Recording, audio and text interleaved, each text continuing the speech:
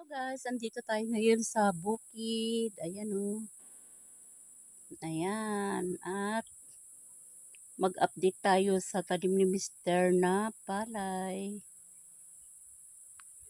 Siyempre guys, hindi nawawala si Archie Doggy. Ayan ang aking si Archie. Hello Archie! Hi Archie! Oy, ang aking asong mahilig sumama kahit saan. Ayan guys. Julie's Vlog. Ayan ang puno ng duhat na sobrang taas. Ayan guys. Okay. Diyan naglililim yung mga taong pumupunta dito sa bukid guys. Ayan. Dahil nga mainit. Ayan ang kanilang pinaglilimliman. Ito ay namumunga na itong duhat na to guys. Kaya lang hindi namin natitikman dahil nga syempre kalsada kasi ito guys. Ayan o. Kalsada kaya pag meron na silang nakitang bunga niyan, yung mga dumadaan, ayan, pinipitas na nila. Oh, ayan. Yung unang binukid ni Mr. Ayan guys, at napakaganda ng kanyang mga binutil. Ito ay hybrid. At masarap daw itong palay na to guys, malambot kapag naging bigas na. Ayan. Hanggang dun. Ito ay mauunang ipapaharvest ni Mr. Baka nitong next month. Mga nasa kaligitnaan ng September. Yun ang sabi niya guys. Ayan. At sana naman, hindi naman sana mura ang palay guys. Nakakaawa naman ang mga magsasaka. Lalo na si Mr. na nakikisaka lang. Ayan, dapat naman sana ay tumaas ang palay. Ayan guys, ang ganda ng kanyang mga binutil.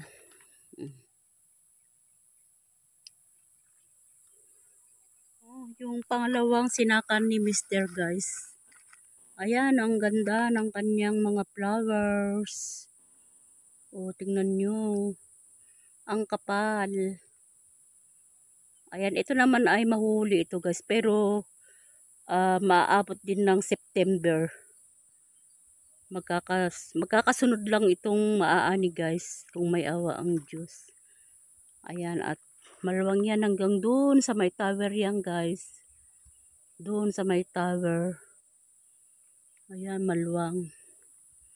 Maluwang ang kanyang binukid ngayon guys. Kaya naman niya kahit maluwang yung kanyang binukid guys ay kinakaya niya. Ayan, kasi nanghihinayang nga siya. At sana ay hindi naman bumaba ang palay. O, tingnan nyo, napakaganda. Saka napakalinis. O, yung ibang nakikita kong mga ganito guys, ang daming damo. Ito hindi. Malinis talaga. Kasi nga araw-araw siya dito sa bukid, umaga at hapon. Yan, hanggang doon. Ayun, nagpatubig kasi siya kaya andun siya sa malapit sa tower doon. Andun kasi yung irrigation. Na pagkukunan niya ng tubig, galing siya National Irrigation Administration. Ayan, libreng patubig. Ayan, dito lang kami nag-standby guys dahil nga may puno ng duhat. Ayan, lahat na ito, sakahin na yan lahat. Puro bukid. Ayan, maluwang na sakahin. Pero ito yung kanyang sinaka guys. Saka doon sa kabila. Ayan. Saka yan pa oh. Magkabilaan kasi yan guys. Magkabilaan. Ayan. Ano na kasi mag-aalas 5 na kasi kaya medyo makulimlim na. Makulimlim na ang panahon. Ay, achi! Si Arky Doggy ko. Ayaw niya kasing maiwan sa bahay, kaya sinasama namin siya palagi. Ayan, guys. Mayroon pa akong upuan. Ayan. Dinadala ni Mister yung upuan ko pag yung sinasama niya ako dito sa bukid. Ayaw niya kasing wala akong pag-upuan. For now, mga ka-YouTube, maraming salamat sa inyong walang sawang suporta sa akin, guys. Ayan, bye. See you again next video, next time.